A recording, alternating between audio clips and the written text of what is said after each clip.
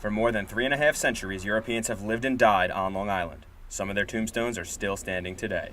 Our burying grounds are also our records, okay, and therefore are as worthy and as in need of conservation care, etc., as are the paper records, which are all in the vault.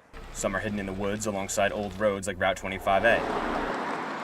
Others are right smack in the middle of things, like the Burr family cemetery in the parking lot of Home Depot in Comac.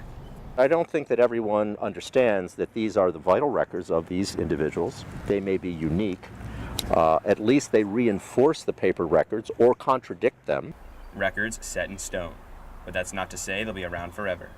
Smithtown historian Brad Harris has seen more than one gravesite reduced to rubble. We found fragments of headstones that came out of the Mulford Cemetery.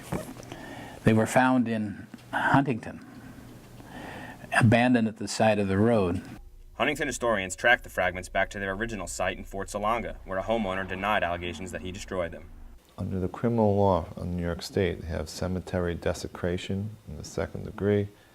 There's a fine or felony provision here, so it's a serious crime to damage or destroy headstones or any other part of the burial plot. Nearby, in head of the harbor, a legend of a haunted Mary's grave persists, even after vandals obliterated the entire graveyard. The actual stone that had Mary Smith's name on it, my last reading of it was that it was down in a fraternity house in Florida somewhere. What was left of the rest of the headstones ended up in a grave of its own. 6 inches of topsoil was put over the top of that cemetery, and seed was spread. So if you went there today, you'd see a grassy field where there had been a cemetery. There are survivors. Richard Bull Smith is a 10th-generation descendant of one of Long Island's oldest families. His forefather, Richard Smith, founded the town of Smithtown almost 350 years ago. I think having this so far off the beaten path, I think has certainly helped. It has kept vandalism down to next to nothing here. Smith's been lucky. His family cemetery has withstood centuries of weathering better than most. The Strong family cemetery in Setauket is just as old, and some of the stones have worn so much that the inscriptions are illegible. Aside from weathering and vandalism, the leading cause of damage to these historic cemeteries is actually something simple. It's landscaping. Because of that, groundskeepers try to do the least amount of work they can while still living up to their obligations.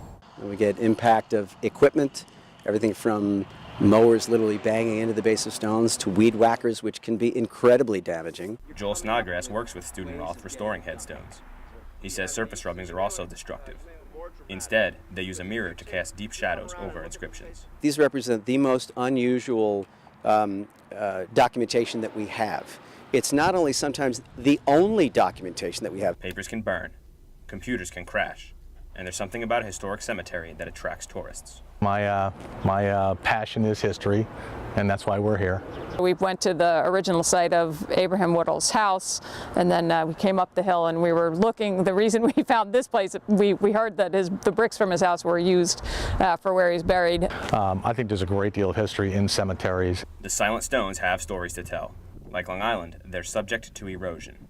I feel that the responsibility for a town to its historic burying grounds is consistent with its understanding that it needs to preserve its early records.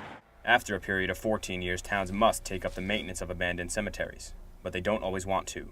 It's a rule put in place to make sure no more history fades to dust. From Setauket, Long Island, I'm Michael Ruiz.